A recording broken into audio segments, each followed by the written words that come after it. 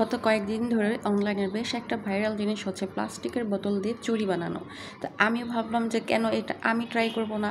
এমনি তো অনলাইনে যা দেখানো হয় তার সব কিছুই মোটামুটি ভুয়াই থাকে। তারা অনেক চেষ্টা করার পর যেটা পারফেক্ট হয় ওইটাই দেখায়। তো আজকে আমি আপনাদের সাথে শেয়ার করব যে আমার সাথে কি হয়েছে। তাহলে চলুন শুরু করি। এখানে আমি একটা প্লাস্টিকের বোতল নিয়েছি, আর এটা দেখতে ছোট মনে হলো, এটা কিন্তু 1 লিটারের একটা প্লাস্টিকের বোতল ছিল। তো এটাকে খুব সাবধান করে এখন কাটতে হবে। আর এই কাটাটাই হচ্ছে সবথেকে ডিফিকাল্ট পার্ট, কারণ অনেক সাবধানে না কাটলে আপনার হাতও কেটে যেতে পারে। তো আমি প্রথমে একটা ব্লেড দিয়ে একটা মার্ক করে তারপরে হচ্ছে কেচি দিয়ে কেটে নিচ্ছি। আর এটা কাটতে গিয়ে বুঝতে পারলাম যে এটা কাটা আসলে কতটা কঠিন। অনেকটা সাবধানতার সাথে আমি এখন এটাকে কেটে নিব।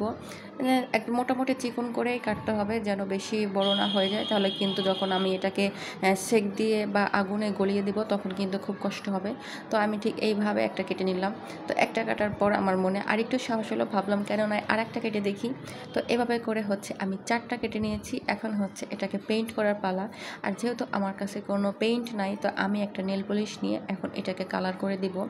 এটা কালার করতে যেয়ে আমার পুরো নেল পলিশটাই খতম হয়ে গেছে। তাতে কোনো সমস্যা নাই, কিন্তু রেজাল্ট যদি পারফেক্ট আসে তাহলে এই কষ্ট আর কষ্ট মনে হবে না। তো আমি হচ্ছে নেল পলিশটাকে দিয়ে এখন পুরো প্লাস্টিকের চুড়িটাকে কালার করে নেব। আর যেহেতু নীল কালার, আর নীল কালার আমার ভীষণ পছন্দ, আর চুড়ি নীল কালার দেখতে কিন্তু ভীষণ ভালো লাগে, সেই চিন্তা করে আমি চুড়িটাকে নীল কালার করে নিলাম। তো এখন আমি সবগুলো চুড়িকেই নীল কালার করে নেব। আর এই কালার করার পরে একটু সময় দিতে হবে শুকানোর জন্য। এখানে আরেকটা বিষয় আছে যে সবসময় আমরা অনলাইনে যা দেখি তা কিন্তু বিশ্বাস করতে হয় না। তারা যেটাই দেখায় সেটাই হচ্ছে তাদের বেস্টটা। তো আমি এখানে প্রথম অ্যাটেম্প্ট দিলাম যে কিভাবে করব এটা। তো ওনারা এইভাবে করেছিল, অনেকে দেখলাম যে চুলায় একটা প্যানে করেছে। তো আমি আয়রনটা নিয়ে এসে করলাম। তো দেখা গেল আমার এটা বারবার পড়ে যাচ্ছিল, কারণ আয়রনের ফ্রেশটা এতটাই কি বলে মসৃণ ছিল যে এটা বারবার পড়ে যাচ্ছিল। আর আমি তো অনেক সাবধানের সাথে করছিলাম, কারণ পাশেই আমার বাচ্চা বসে খেলা করতেছিল, কোন সময় হাত দিয়ে দেয় তার কোনো ঠিক নাই। আমি কোনো কাজ করতে গেলেই ও হচ্ছে পাশে এসে এমন করে। তো যাই হোক, আস্তে আস্তে করছিলাম, কিন্তু এটা আস্তে আস্তে দেখলাম কেমন যেন বেঁকে যাচ্ছিল। মানে আমি যেই শেপটা চাচ্ছিলাম সেই শেপটা আর হচ্ছিল না, এটা হচ্ছে বেঁকে যাচ্ছিল। তারপরও আমি ট্রাই করলাম। আর পিছন থেকে আমার হাজব্যান্ড বলতেছিল, যা দেখো তাই করতে মনে চাই, এত রিস্ক নিয়ে কেন করো, আর এইগুলো দিয়ে কী করবা, তুমি কি এগুলো পড়বা নাকি, হ্যান ত্যান এটা সেটা। তারপরও আমি তাকে ভুল প্রমাণ করার জন্য, তাকে দেখানোর জন্য আমি চেষ্টা করে যাচ্ছিলাম, কিন্তু যে না, প্রথম থেকেই দেখলাম যে চুড়িটা বেঁকে যাচ্ছিল, যে মানে যে প্লাস্টিকটা সেটা বেঁকে যাচ্ছিল, সেটা আর সোজা থাকছিল না। তখন আমার একটু মনটা খারাপ হয়ে গেল যে এমন কেন হচ্ছে, ওদেরটা তো ভালো হলো, আমারটা কেন এমন হচ্ছে, দেখেন কেমন ব্যাকা হয়ে গেছে।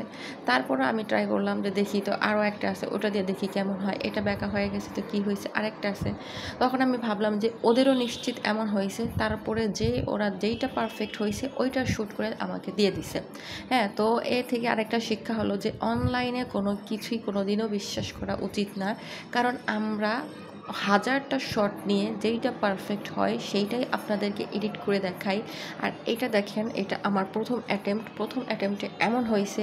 আর দ্বিতীয়বার আমি যে অ্যাটেম্প্ট করব না এটা তো একদম শিওর, কারণ আমার নেল পলিশটা পুরো শেষ হয়ে গেছে এই ফালতু জিনিস করতে যেয়ে।